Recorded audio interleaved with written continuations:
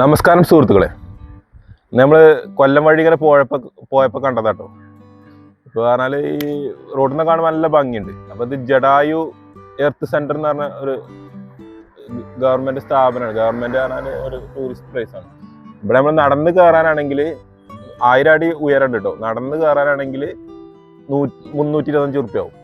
പിന്നെ rope way ആണെങ്കിൽ, rope കാറൊക്കെ ആണെങ്കിൽ 555 ഉറുപ്പ്യാണ്. അപ്പൊ ഇതിന്റെ മുകൾക്കാരെ കയറാൻ കുട്ടികളും ഫാമിലിയൊക്കെ ഉള്ള ആൾക്കാർ റോപ്പ് വേ ഉപയോഗിക്കാണ് ഏറ്റവും ബെറ്റർ. കാരണം ഇത് കയറൽ നല്ല ടാസ്ക്കാണ്. അപ്പൊ ഇതിന്റെ മേലൊക്കെ എത്തുമ്പോൾ തന്നെ നമ്മളൊരു ഭാഗത്തേക്കാവും.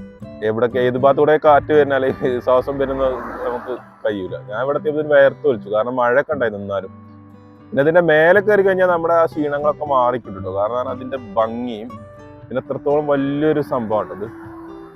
ചെറിയൊരു മ്യൂസിക് അവിടെ ഉണ്ടാവും. അതൊക്കെ കേൾക്കുമ്പോൾ നല്ല അടിപൊളിയാവും. പിന്നെ നമ്മുടെ നാട്ടുകാർ ഇവിടെ വളരെ കുറവാണ്. ഈ ആന്ധ്രക്കാര്, ഹിന്ദിക്കാര്, പിന്നെ തമിഴ്നാട്ടുകാരാണ് കൂടുതൽ ഇവിടെ ഉള്ളത്. പിന്നെ കുറെ കുരങ്ങന്മാരൊക്കെ ഉണ്ട്. പിന്നെ ഒരു ശ്രീരാമന്റെ അമ്പലം ഉണ്ട്. ഇത് എനിക്ക് ഭയങ്കര ഇഷ്ടപ്പെട്ട സംഭവമാണ്. ഈ കാഴ്ച ഇതിൽ ഏറ്റവും ഭയങ്കര ഇഷ്ടപ്പെട്ട കാഴ്ച. പിന്നെ ഒരുപാട്, പിന്നെ ഇതിൻ്റെ ഉള്ളിൽ പിന്നെ ഒരു വിഗ്രഹം ഉണ്ട്, നല്ല സ്വർണ്ണമൊക്കെ പൂശി നല്ല സ്വർക്കില്ലേ.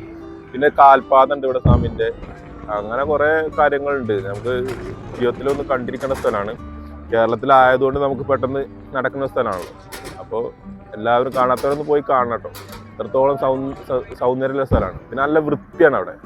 അങ്ങനെ ഒരു അഴുക്കും അല്ലെങ്കിൽ ഒരു കച്ചറൊന്നും അവിടെ കാണില്ല. അത്ര നല്ല വൃത്തിയുള്ള സ്ഥലമാണ്.